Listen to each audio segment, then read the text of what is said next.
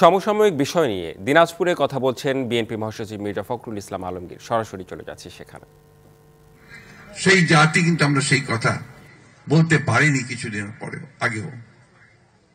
এখন আবার সেই আশা জেগে উঠেছে আমাদের মাঝে। আমরা আবার একটা স্বপ্ন দেখতে শুরু করেছি।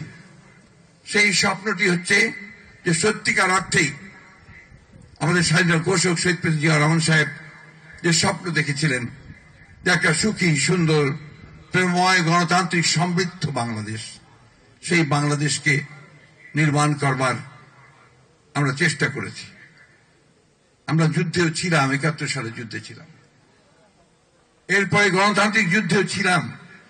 আজকে সেই গণতান্ত্রিক যুদ্ধ শেষ হয়েছে, কিন্তু এখন পর্যন্ত আমরা সেই ঐক্যের যে যুদ্ধ, সকলে মিলে একসাথে দেশটাকে যে গঠন করব, তাকে নির্মাণ করব, তাকে একটা পথরেখা দেখাবো, আজকে এই বয়সে এসে আমার কাছে মনে হয় এই জায়গায় আমাদের ব্যর্থতা আছে।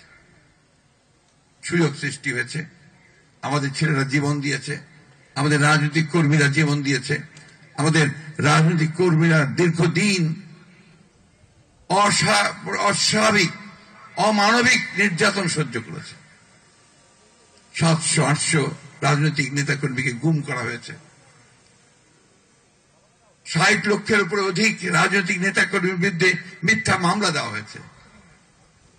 হাজার হাজার নেতাকর্মীকে বিনা বিচারে হত্যা করা হয়েছে।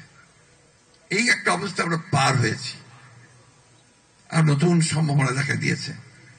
কিন্তু কেন জানি না আমরা সেই সংকীর্ণতার ঊর্ধ্বে উঠতে পারছি না। আমি আশা করব সমস্ত সংশ্লিষ্ট সকলের কাছে এই আবেদন জানাবো যে আমরা উঠে দাঁড়াই, আমরা আমাদের এই সংকীর্ণতার ঊর্ধ্বে দাঁড়িয়ে আমরা একটা সুস্পষ্ট, সত্য, সুন্দর একটা পথ নির্ধারণ করি।